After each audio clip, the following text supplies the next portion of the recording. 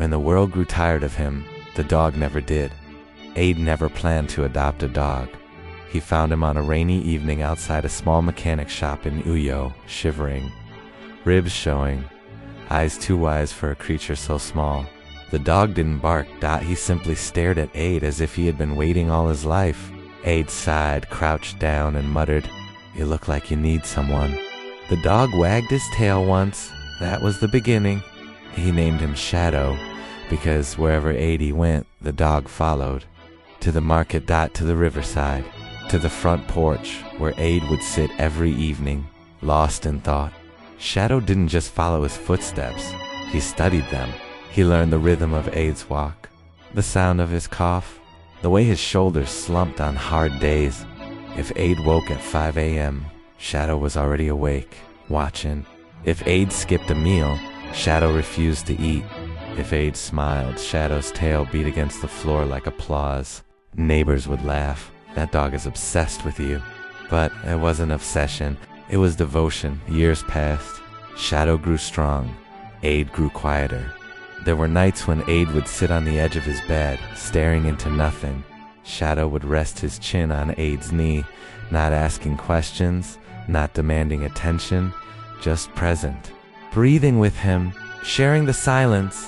When Aid fell sick for the first time, Shadow did something strange. He stopped sleeping. He sat beside the bed for hours, only closing his eyes when Aid did. If Aid stirred, Shadow's head would snap up instantly. If Aid coughed, the dog whimpered softly, as if wishing he could trade places. The vet once said, "Dogs don't understand death the way we do," but Shadow understood change. He understood weakness. He understood when Aid's hands began to tremble. One morning, Aid didn't wake up. The house was quiet. Shadow nudged him gently. No response. He pawed at his arm. "Still nothing," he barked, a sharp, panicked sound that the neighbors had never heard before. By the time people gathered, Shadow refused to move. He growled at anyone who came too close, not in anger, but in fear, as if they were trying to take something that still belonged to him. When they finally carried Aid away, Shadow followed the vehicle until his paws bled on the hot road, and then he sat outside the gate, waiting. Days passed. Shadow refused food from anyone else. He would only eat when they placed the bowl near Aid's old chair on the porch. Every evening at exactly the same time, Aid used to sit there. Shadow took his place beside the empty seat, watching that, listening, waiting for footsteps that would never return. Rain fell, sun burned. People whispered, "He'll forget." But Shadow didn't forget. He began sleeping on Aid's old shirt. He pressed his nose into it every night, inhaling the fading scent. When thunder rolled, something he used to fear, he didn't run inside anymore. Aid wasn't there to calm him, so he endured it alone. The neighbors started noticing something heartbreaking. Every morning, Shadow walked to the small cemetery at the edge of town. No one had shown him the grave, but he found it, and he lay there. Weeks later, a little girl from next door tried to pull him away gently.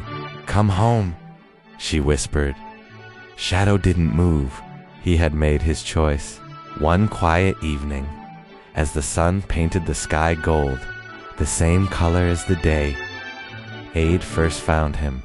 Shadow rested his head on the soil and closed his eyes. For the first time since Aid's death, he looked peaceful. The next morning, they found him there. Still, they buried Shadow beside Aid, and for years, people told the story of the dog who loved a man more than life itself. Because love, when it is pure, does not measure time, it measures presence. And sometimes the heart of a dog carries more loyalty than the world deserves.